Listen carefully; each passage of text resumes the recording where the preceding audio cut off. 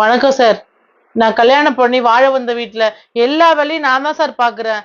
எனக்கு ஏதாவது ஆசைப்பட்டதை வாங்கணும்னா என் வீட்டுக்கார்ட்ட தானே கையேந்து நிக்க வேண்டியதா இருக்கு. அதுக்கு ஏதாவது ஒரு வழி சொல்லுங்க சார். ஏமா உன் வீட்டுக்காரர்கிட்ட தானே கையேந்துற? நான் 4 வீட்டை தட்டு எடுத்துன்னு போயா கையேந்துற? இல்ல ஒரு பக்கத்துல கேட்குறியா? அதுல என்னம்மா தப்பு இருக்கு? ஒன்றும் இல்லை. அதே மாதிரி அந்த வீட்டுல எல்லா வேலையும் நான் பாக்குறேன்னா கட்டிட்டு வந்தோன்னா நீ தான் பார்க்கணும். நீங்க சொல்றது கரெக்ட் தான் சார். ஆனா எனக்குன்னு நான் செலவு பண்றதுக்கு கையில எந்த பணமும் இல்ல. அதுக்கு நான் என்ன பண்றது? உனக்குன்னு செலவுன்னா எனக்கு புரியல.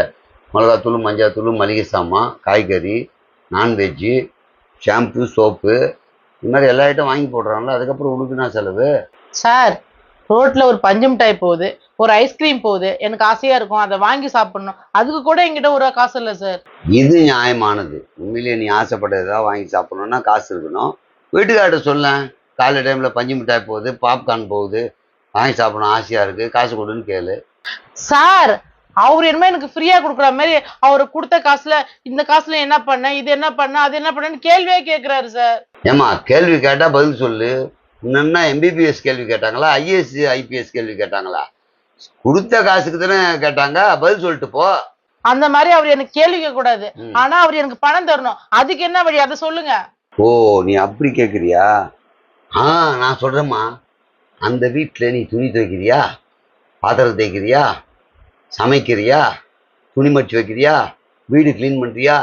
இவ்வளோ வேலையும் செய்றிய. இந்த ஒவ்வொரு வேலைக்கு அவன் ஆள் வச்சானா எவ்வளோ சம்பளம் தரணும், எவ்வளோ பணம் போகும், அதை நீ கேட்டு போ. ஆமா சார், இது மட்டும் இல்ல சார், அவங்க அம்மாவுக்கு மாத்திரை கொடுக்கறது, சோறு கொடுக்கறது, துணி துவைக்கிறது, அவங்கள பாத்துக்கிறது, ஒரு கேட்டக்கிற வேலையும் நான் சேர்த்து பாக்குறேன் சார். அப்புறம் என்ன கேட்கலாமே? நீ எவ்வளவு வேணாலும் கேட்கலாம். துணி துவைக்க 1000, பாத்திரம் தேய்க்க 1000, சமைக்க 1000, வீடு துடைக்க 1000, துணி மடிக்க 500, அவங்க அம்மாவை பாத்துக்கிறதுக்கு ஒரு 2000. இது எல்லாத்தையும் கேட்டோம்னா பல ஆயிரம் வருமே உனக்கு. Super sir. இப்பவே நான் வீட்டுக்கு போய் அவர்கிட்ட நான் செய்யற வேலைக்கெல்லாம் காசு கேட்கிறேன். அவரு மட்டும் தர முடியாது சொல்றான்னு வச்சுக்கோங்களேன், இப்ப நான் செய்யற வேலைக்கெல்லாம் சம்பளம் கொடுத்து நீ வேற ஆளு வச்சுக்க நான் சொல்லிடுறேன். அப்புறம் என்னம்மா, நகை, புடவை, அது ஃபேஷியலோ என்ன கர்மமோ சொல்லி பியூட்டி பார்லர் அது, அப்புறம் மேக்கப் கிட்டு, உங்களுக்கு எவ்வளோ செலவு இருக்கும் பெண்களுக்கு. ஹேர் ஸ்ட்ரைட்னிங்லாம் இருக்குமா, ஐப்ரோ ட்ரிம்மிங்லாம் இருக்கு, ஃபேஷியல் இருக்கு, ஒயிட்னிங் இருக்கு.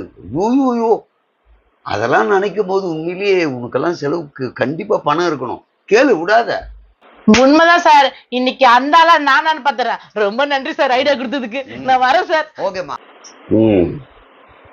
இதே ஏன் பொண்டாட்டி கேட்ட நான் ஊரார் வீட்டுக்கு என்ன வேணா ஐடியா கொடுக்கலாம் சார். கல்யாணமே பண்ணக்கூடாது, பண்ணிட்டு படுற அவஸ்தை இருக்கு, பெரிய இம்சையா இருக்கு. 1000 பேருக்கு முன்னாடியே சொல்லியிருப்பாங்க, டே கல்யாணம் பண்ணாதடா அவஸ்தைப்படுறோன்ட்டு.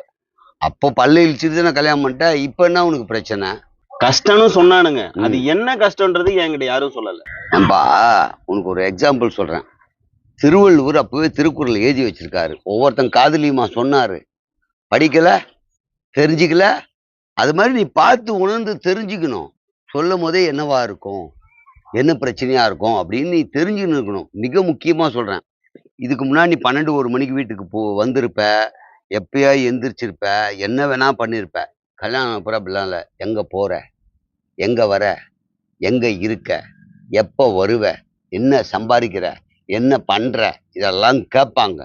இதெல்லாம் நீ சரியான பதில் சொல்லணும். அப்படி இருந்தாதான் வாழ்க்கை ஓடும். நீங்க சொன்ன எல்லாமே என் வாழ்க்கையில நடந்தது. எல்லா விஷயத்தையும் என் ஒய்ஃப் கிட்ட ஷேர் பண்ணதான் செஞ்சேன். ஆனாலும் எனக்கு பிரச்சனை வரும்பா. அவங்க கேட்ட நகை வாங்கி தரணும், புடவை வாங்கி தரணும், குடிக்கிறவனா இருந்தா குடியை நிறுத்தணும், இதெல்லாம் கேட்பாங்க. இதெல்லாம் நீ செய்யாம இருந்தா, அதாவது குடிக்கிறத செஞ்சுட்டு நகைலாம் வாங்கி தராம இருந்தா, புடவெல்லாம் வாங்கி தராம இருந்தா உனக்கு பிரச்சனை வரதான் செய்யும். என்ன சார் உங்களுக்கு ஒண்ணுமே புரியல? அதெல்லாம் வாங்கி தான் தரேன், எனக்கு குடி பழக்கம் கூட இல்ல. அப்படி இருந்தும் பிரச்சனையா? வாய்ப்பே இல்லையப்பா. வாழ்க்கையில இதுதான் பிரச்சனையா வரும். அது எல்லாமே நடக்குது, அது எல்லாமே நீ சரி பண்ணிட்ட, அப்புறம் பிரச்சனைனா எனக்கு புரியலையே. உனக்கு என்ன மாதிரி பிரச்சனை? சாப்பாடு ஆக்கி போடுறா, பாத்திரம் கழுவுறா, வீட்டை சுத்தம் பண்றா, என் துணியெல்லாம் துவைச்சு போடுறா. கேட்கறேன்னு தப்பா இருந்துச்சுக்காத. நீ என்ன அரமெண்டலா? உனக்கு பிரச்சனை என்ன, என்ன பிரச்சனை சொல்றா அப்படின்னா, சாப்பாடு ஆகிறா, துணி துவைக்கிறா, பாத்திரம் தேய்க்கிறா, வீட்டை துடைக்கிறான்றிய. தெளிவா சொல்லு, எனக்கு புரியல. இப்போ சொல்றேன், இது எல்லாத்தையும் செய்யறாள்ல, இது ஒவ்வொன்னுத்துக்கும் சம்பளம் கேட்கறா. என்னப்பா அநியாயமா இருக்கு? அது எப்படி சம்பளம் கேட்பாங்க? மனைவினா இதெல்லாம் செஞ்சுதான் ஆகணும். அதையும் சொன்னேன், மனைவினா நீ இதெல்லாம் செஞ்சுதான் ஆகணும்னு சொல்லி. அதுக்கு அசந்து போற மாதிரி ஒரு பதில் சொன்னான். அசந்து போற மாதிரி பதில் சொன்னாளா? அப்படி என்ன சொன்னா? இந்த வேலையெல்லாம் நான் ஒரு வேலைக்காரி மாதிரி செஞ்சுக்கிட்டு இருக்கேன். இந்த வேலைக்கெல்லாம் ஆளு வச்சா எவ்வளவு செலவாகும் தெரியுமா? அப்படின்னு என்னைய பார்த்து ஒரு கேள்வி கேட்டா. ஐயோ, அதுக்கு நீ ஏதாவது பதில் சொன்னியா? சொல்ல முடியாம தான் திணறி போய் வந்தேன் இங்க. இந்த கேஸ் எனக்கே புதுசா இருக்கப்பா. ம் ஆ இப்படி பண்ணு. அதாவது நீ ஒய்ஃப் கிட்ட கேளு, சரிம்மா துணி துவைக்க ஒரு அமௌண்ட் கொடுத்துறேன், பாத்திரம் தேய்க்க ஒரு அமௌண்ட்டு, வீடு சுத்தம் பண்ற ஒரு அமௌண்ட்டு, சமைச்சு போறதுக்கு ஒரு அமௌண்ட் தரேன், எல்லாம் எவ்வளவு கேட்குறியோ கேளுமான்னு சொல்லிட்டு ஒரு அமௌண்ட் தரேன்னு ஒத்துக்கோ. சார், அதை ஒத்துக்கிற மாதிரி இருந்தா நான் ஏன் உங்கள்கிட்ட வந்து கேக்குறேன்? அதையே ஒத்துக்கிட்டு போயிருப்பேன்ல. இருப்பா, நான் சொல்றத ஃபுல்லா கேளு.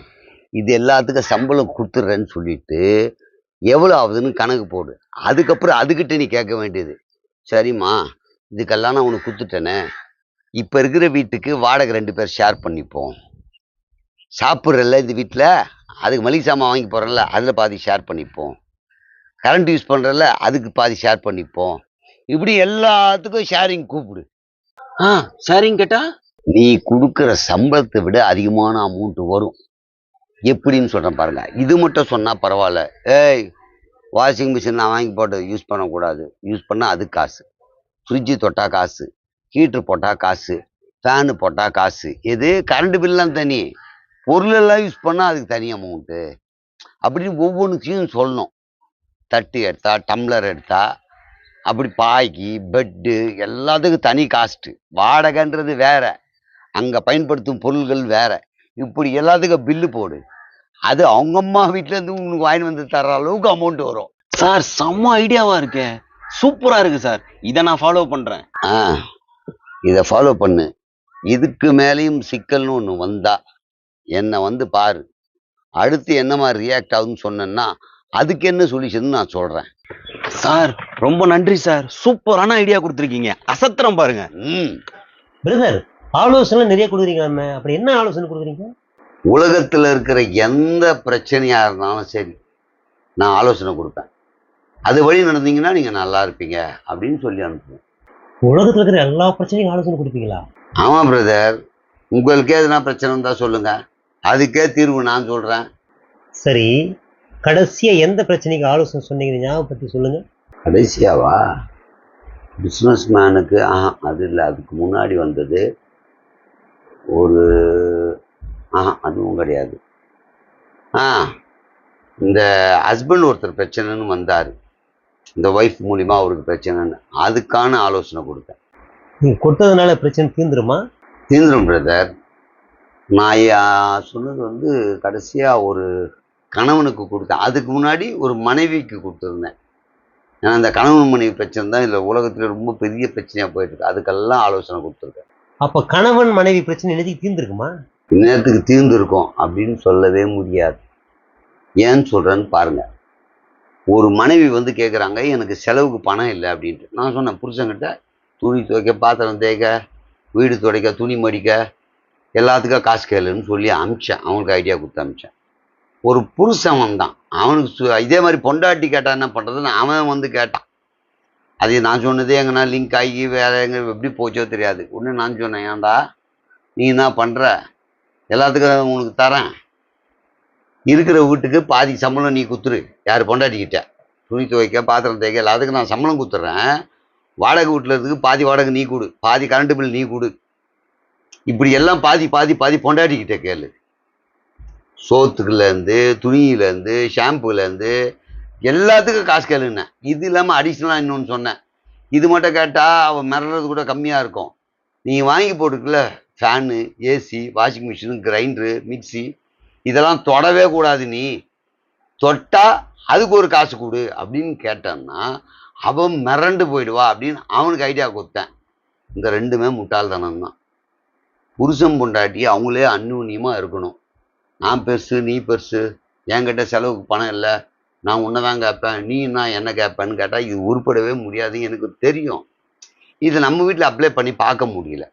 ஸோ 2 பேருக்கிட்ட அமுச்சு விட்ருக்கேன். என்ன கலவரம் நடக்குதுன்னு பார்த்துட்டு ரிசல்ட் என்ன வருதோ அதை தெரிஞ்சுட்டு அதுக்கப்புறம் வர ஃபேமிலிக்கு இல்லை இப்படி கேட்டால் இந்த பிரச்சனை வரும், இப்படி கேட்டால் இந்த பிரச்சனை வரும், இது கேட்காதீங்க, இப்படி போங்கன்னு சொல்லுவேன்.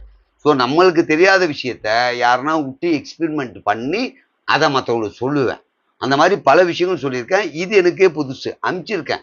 இதுக்கப்புறம் தான் எனக்கு ரிசல்ட் தெரியும். மக்களை கேட்டிங்களா? எதனா பிரச்சனைனா நீங்களே தீர்த்துக்குங்க, 3வது ஆளை தேடி போகாதீங்க. அவங்கள போய் பிரச்சனைன்னு கேட்டிங்கன்னா அவங்க வாய்க்கு வந்து சொல்லுவாங்க, அதெல்லாம் தீர்வாகாது. ஆமாம், சொல்ல வந்துட்டாரு. ஏங்க தீர்வாவது எனக்கும் தெரியுங்க. ஆனால் நம்ம வீட்டில் இருக்கிறவங்களுக்கு எப்படி தெரியுங்களா, நம்ம ஆளுங்களுக்கு என்னன்னா, புருஷன் பொண்டாட்டி சொன்னால் கேட்கவே மாட்டான், நீ நான் சொல்கிறது நான் கேட்குறேன். பொண்டாட்டி எதுனா சொன்னால் புருஷன் கேட்க மாட்டான், நீ நான் சொல்கிறது நான். 3வது வீட்டுக்காரன் உள்ள நினைச்சு சொன்னான், பக்கத்து வீட்டுக்காரங்க வந்து சொன்னா, எதிர் வீட்டுக்காரங்க வந்து சொன்னாதான் கேட்பாங்க. அந்த மாதிரி இப்போ நான் சொன்னதை கேட்பாங்க. கேட்டு பிரச்சனையாகி அடி உத குத்து இந்த லெவலுக்கு போனப்புறம் தான் ஐயோ இதை பண்ணிடக்கூடாதுன்னு உணருவாங்க. நான் வந்து அவங்க நல்லதுக்காக சண்டை போட விட்டுருக்கேன். கலகம் பிறந்தால் நன்மை வரும்ன்றதுனால. என்னமோ நான் தப்பு பண்ண மாதிரி பேசுறீங்க. இப்போ இது மாதிரி பிரச்சனை வருங்க. நம்ம மட்டும் நான் இதெல்லாம் முன்னாடி அனுபவப்பட்டிருக்கோமா? என் வீட்டில் கேட்ட யார் அது ஃபோன் பண்ணுறது? எதுவும் வாயால் சொல்லிக்காக தான் என்ன ஃபோன் பண்ணியிருப்பாங்க. இருங்க, நான் கேட்டு வரேன். உக்கான்னு இருங்க, ஒரு நிமிஷம் இருங்க. ஏங்க அப்புறம் பேசுறேங்க, முக்கியமான விஷயம் பேசுங்க, வைங்க நீங்க. அதனால உங்க பிரச்சனை நீங்க தீர்த்துக்குங்க. பக்கத்து வீட்டில் போனால் பெருசாக தான் செய்யும், அதுக்கு ஒன்றும் பண்ண முடியாது.